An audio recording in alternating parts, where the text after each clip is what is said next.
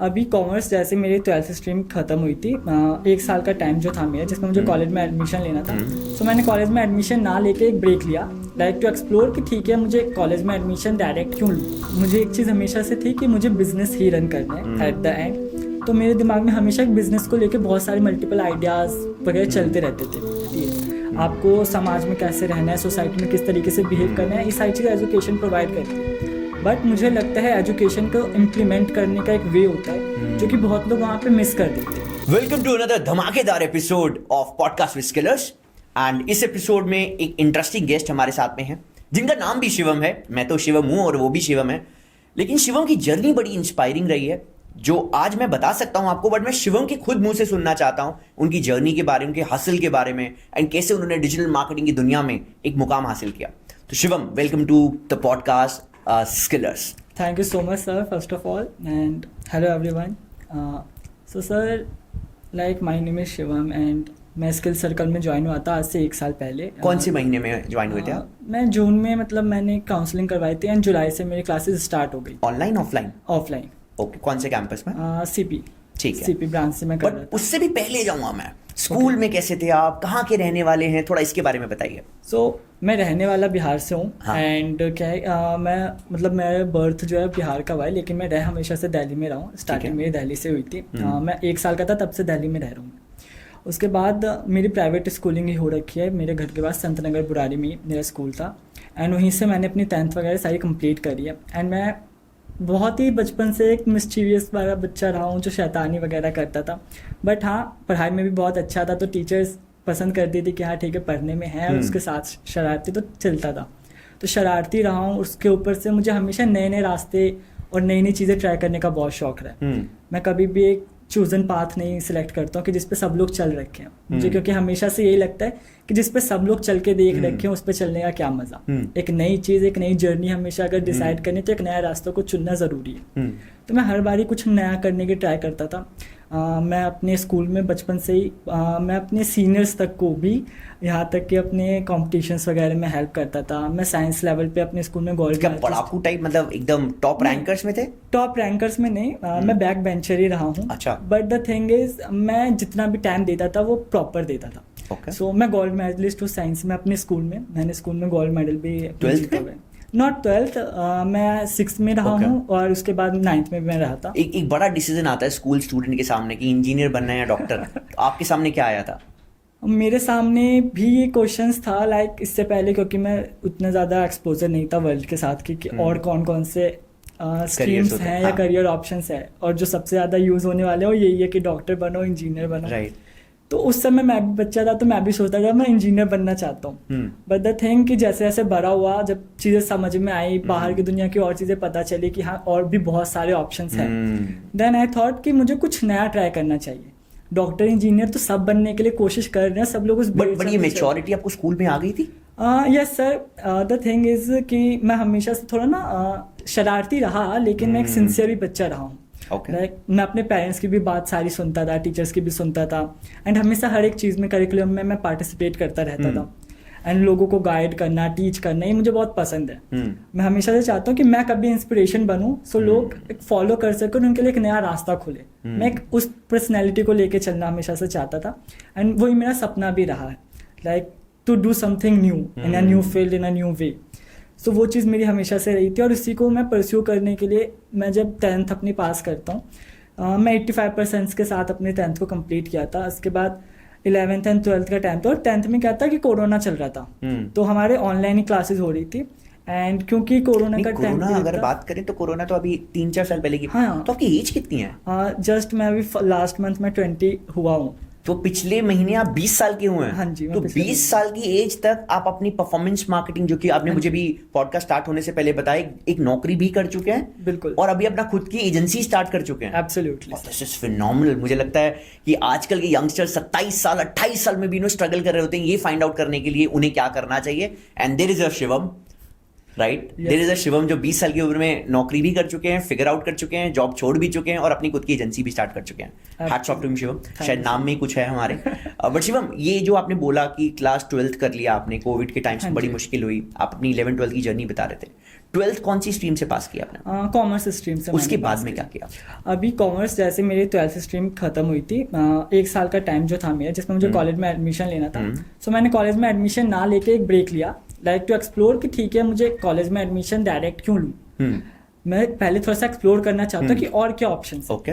And क्योंकि जब मैं 7th क्लास में था आई थिंक, तब मुझे बिजनेस के रिगार्डिंग क्लिक हुआ था कि I want to be a businessman, not 7th class में मैं क्या कर रहा था मुझे तो याद भी नहीं है, पता नहीं आपको क्लिक कैसे हो गया, मैं तो खुद हैरान हूँ। द थिंग इज ना कि मैंने अमेजोन के मालिक के ना वो डालते नेट रेवेन्यू कि क्या है in Indian rupees, Jeff Bezos. हाँ जी, जेफ बेजोस की। और उस समय जो काउंटिंग जा रही थी ना वो मैं पूरी कंप्लीट नहीं कर पा रहा था कि वो नेट रेवेन्यू क्या जा रहा है। तो मेरे दिमाग में क्लिक हुआ कि मैं अगर इतना टाइम पढ़ने में दे रहा हूँ, उतनी मेहनत कर रहा हूँ, और एक बिजनेस वाला पर्सन है जो कि बिजनेस रन कर रहा है, वो उसके अंदर अपने एजुकेटेड पर्सन्स को रखता है, और एक उसकी रेवेन्यू और एक पढ़े लिखे रेवेन्यू। ये नहीं है कि पढ़ाई लिखाई इंपॉर्टेंट नहीं है या फिर वो कुछ नहीं देती, वो बहुत कुछ देती है, बहुत कुछ सिखाती है आपको, समाज में कैसे रहना है, सोसाइटी में किस तरीके से बिहेव करना है, ये सारी चीज़ एजुकेशन प्रोवाइड करती है। बट मुझे लगता है एजुकेशन को इम्प्लीमेंट करने का एक वे होता है जो कि बहुत लोग वहाँ पे मिस कर देते हैं। बिल्कुल सही बात बोली शिवम आपने। एजुकेशन सिर्फ लेना काफी नहीं है, उसको एम्प्लॉयबिलिटी से लिंक करना और उस पर इम्प्लीमेंट करना वो बिल्कुल जरूरी है। तो जब आपने 12th पास की, फिर आपने बोला 1 साल का गैप लिया, उसके बाद में क्या किया? उस 1 साल के गैप में मैंने और चीज़ एक्सप्लोर करा था कि और कौन से करियर ऑप्शंस है, कौन सी स्किल्स हैं जो मेरे लिए बेटर रहेंगी। एंड क्योंकि मैं 7th क्लास से ही वेबसाइट्स वगैरह बनाना स्टार्ट कर दिया था वर्डप्रेस के ऊपर, तो डिजिटल मार्केटिंग का मैंने कहीं ना कहीं यूट्यूब पे देखना शुरू कर दिया था। उस समय बूम भी हो रहा था क्योंकि कोरोना के बाद से डिजिटल मार्केटिंग का एक बहुत बूम आया। तो फिर मैंने सोचा कि नहीं, digital marketing going to be a future of the any business, कि कोई भी बिजनेस है उसको डिजिटली तो प्रेजेंट होना ही पड़ेगा। If they want to sell their product और their service, they have to be present digitally.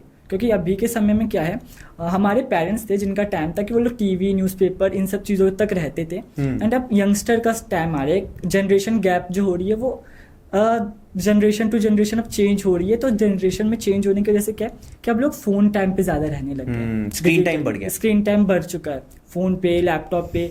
और अब एड्स वगैरह भी डिजिटली प्रेजेंट हो रही है कि कंपनीज स्क्रीन जहाँ पे प्रेजेंट है आप वहाँ पे प्रेजेंट रहना प्रेफर करेंगे क्योंकि आपके कस्टमर वहाँ पे है। तो मैंने इसीलिए फिर रिसर्च किया कि कहाँ से मुझे ये मतलब डिजिटल मार्केटिंग करना है।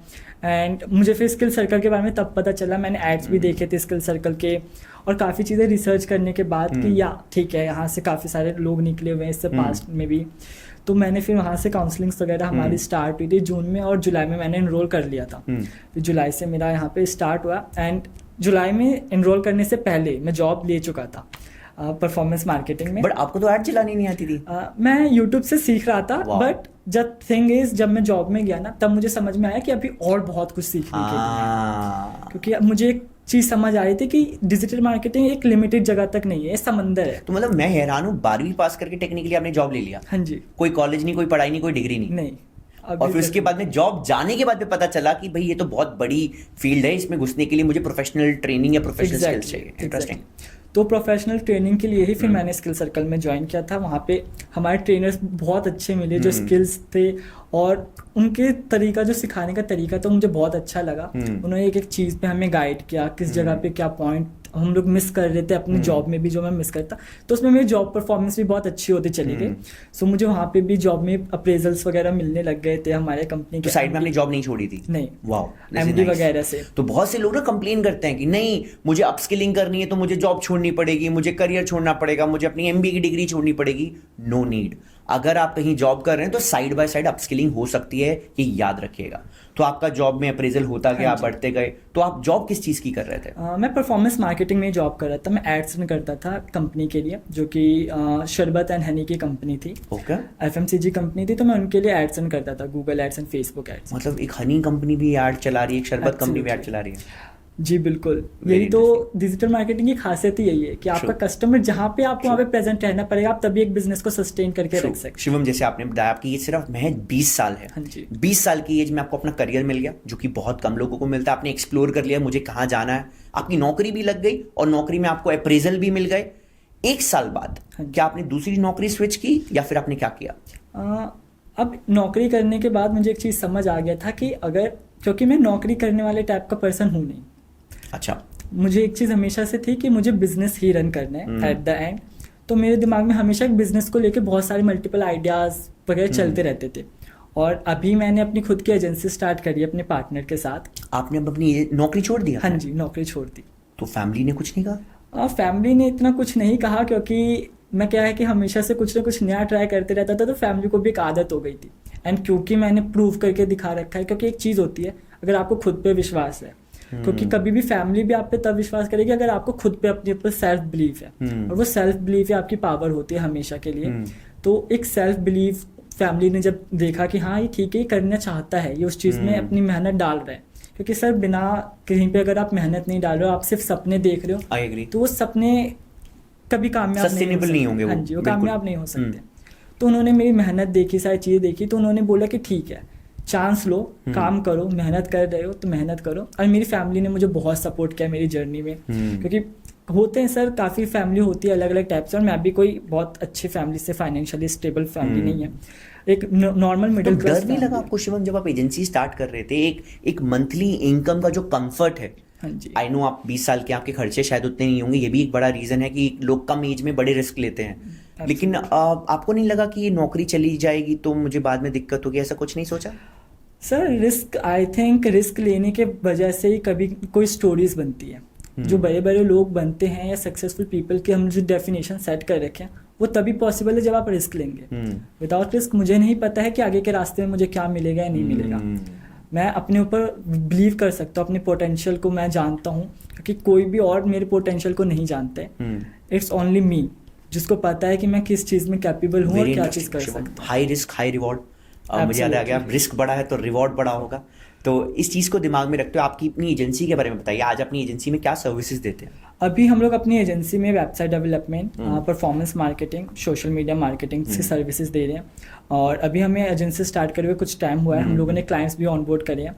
एंड बेसिकली कि हम लोग जब स्किल सर्कल की तरफ से यशोभूमि में गए थे, तो वहाँ पे हमें काफ़ी सारे D2C ब्रांड्स मिले थे।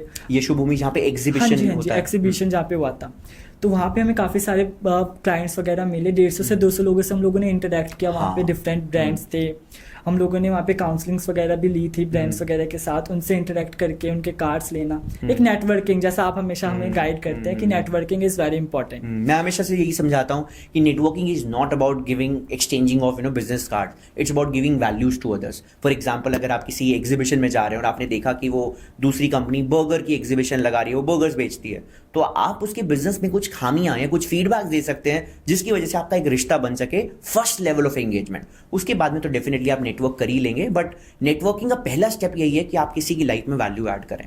तो हम बहुत सारे स्टूडेंट को यशोभूमि, जो हमारे देश का सबसे बड़ा एग्जीबिशन जगह है, एंड वहाँ पे बड़ी बड़ी एग्जीबिशंस होती हैं, तो आपका एक्सपीरियंस बहुत अच्छा था? मेरा experience absolutely was fantastic and बहुत कुछ सीखने को मिला, क्योंकि क्या है ना, जब हम लोगों से इंटरेक्ट करते हैं हमें नए नए आइडियाज़ पता चलते हैं, नए नए वेज पता चलते हैं कि एक ही चीज़ को इम्प्लीमेंट करने के बहुत वेज हो सकते हैं। ज़रूरी नहीं जो मैं सोच रहा हूँ वही परफेक्ट हो, और भी बहुत आइडियाज़ है, तो हमें उनको जानना, हमें सुनना बहुत ज़रूरी होता है अगर आप कभी भी ग्रो करना चाहते हैं अपनी लाइफ। शिवम, अगर किसी को परफॉर्मेंस मार्केटर बनना है, फेसबुक गूगल पे एड्स चलानी है और एक अच्छा करियर बनाना है, उसको क्या 3 बातें दिमाग में रखनी चाहिए?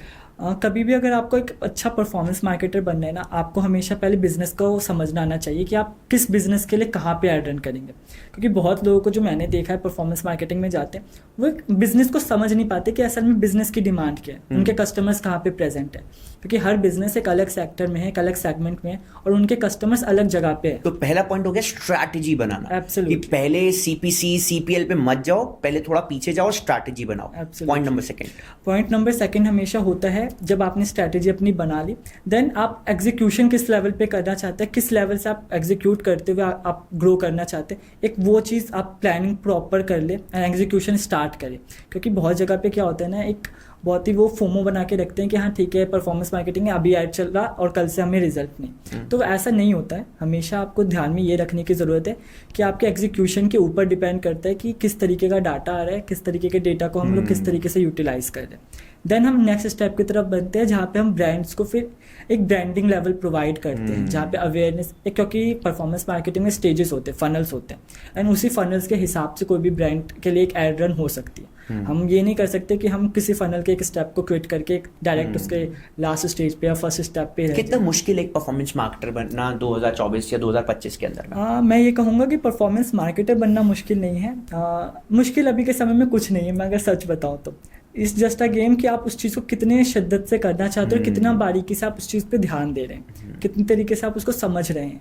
सिर्फ ये समझने का गेम है। अगर आप प्रॉपरली इस चीज़ को समझ सकते हैं, आप वो चीज़ शिवम 20 साल की एज में काफ़ी क्लैरिटी और बहुत सिंसेरिटी के साथ में आंसर दे रहे हैं। तो मेरा एक आखिरी क्वेश्चन का भी आंसर दे दीजिए, कितना बड़ा ये करियर है और आपने तो जैसे मैं विजन बना लिया कि मुझे इसी लाइन में कुछ करना है, आप क्या देखते हैं इस करियर में और क्या हो सकता है, इस फील्ड में और क्या हो सकता है? सर, एक फील्ड बहुत बड़ा है और यह समय के साथ साथ और बढ़ता जा रहा है, क्योंकि समय के साथ साथ हमारी जनरेशन जैसे बढ़ रही है। हमारी जनरेशन का क्या है कि स्क्रीन टाइम बढ़ते जा रहा है, तो हमारी जनरेशन प्रेजेंट ही अब फोन्स पे, लैपटॉप्स पे, अपने डेस्कटॉप पे है।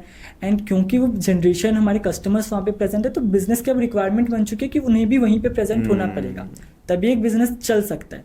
सो इसी वजह से, क्योंकि अब बढ़ता जा रहा है, हमारे स्क्रीन टाइम्स बढ़ रहे हैं, हमारी नई नई जनरेशन आ रही है जो कि और नए नए सिस्टम्स वगैरह और नए इक्विपमेंट्स निकाल रही है जो कि डिजिटली हमें इंगेज कर रही है। सो ये एक समंदर जैसा है जहाँ पे आप जितना अंदर गहरा डुबकी लगा सकते हो, आप उतना अच्छा, मतलब अब आपके ऊपर में आप कितना आगे तक जा सकते हैं। एंड शिवम, जाते जाते एक मैसेज जरूर दीजिए उन यंगस्टर्स को, उन ऐसे लोगों को जो लाइफ में कुछ करना चाहते हैं, शायद कहीं पे रुके हुए हैं या डिसीजन नहीं ले पा रहे या फिर वो स्ट्रक्ट हैं, उनको लगता है उनसे नहीं हो पाएगा, ऐसा क्या मैसेज देना चाहेंगे उन लोगों को? मैं एक ही मैसेज देना चाहूँगा, लाइक आप जो भी फील्ड परस्यू करना चाहते हैं, आप जिस भी चीज़ में जाना चाहते हैं, एक नॉर्मल चीज़ याद रखने की बात यह है कि मनी जो है ना, वो हम हर जगह पे प्रेजेंट है। वो आप पे डिपेंड करता है कि आप मनी को किस तरीके से इंगेज कर रहे हैं अपने लिए, किस तरीके से आप अपने लिए निकाल रहे हैं। तो कभी भी रिस्क लेने से नहीं डरना चाहिए हमें रिस्क लेके देखना चाहिए। आपकी फैमिली है, क्योंकि देखिए आप कहीं पे भी जा रहे हैं, आप टाइम और इन्वेस्टमेंट हमेशा कर रहे हैं, आप पढ़ाई में भी कर रहे हैं, आप किसी और चीज़ में जाएंगे, आप उधर भी करेंगे।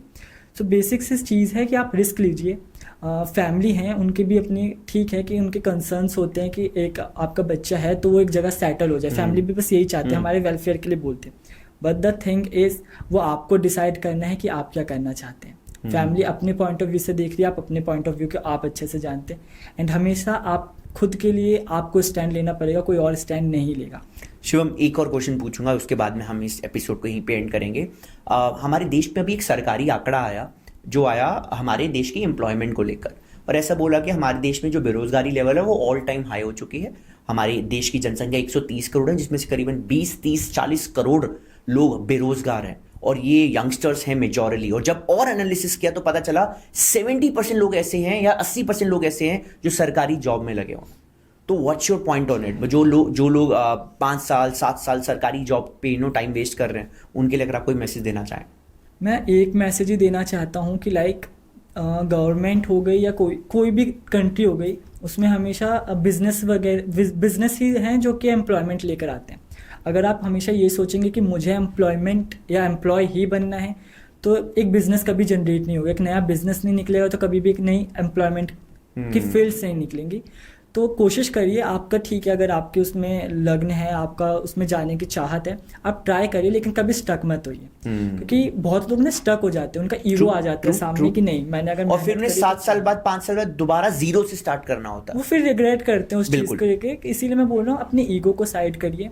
आपको करना है, आप एब्सोल्युटली उसमें टाइम दीजिए, आप इन्वेस्ट करिए, बट कभी भी स्टक मत होइए उस जगह पे। उससे बाहर निकलने की कोशिश करिए और एक नए अपॉर्चुनिटी की तलाश करिए, क्योंकि यहाँ पे अपॉर्चुनिटीज़ की कमी नहीं है, लोगों की कमी है, क्योंकि वो अपॉर्चुनिटी ग्रैब नहीं करना चाहते। बहुत बहुत मज़ेदार धमाकेदार एपिसोड था ये Shivam, thank you so much. अगर आप इस एपिसोड को देख रहे हैं, मेक श्योर इसे सब्सक्राइब कीजिए, बिकॉज शिवम की स्टोरी ना सिर्फ स्टोरी है, वो हज़ारों लाखों लोगों को इंस्पायर कर सकती है, जो कहीं ना कहीं कुछ अनकन्वेंशनल पाथ पर जाकर या तो कुछ बड़ा करना चाहते हैं, या एंटरप्राइजिंग करना चाहते हैं, या सेल्फ डिपेंडेंट बनना चाहते हैं।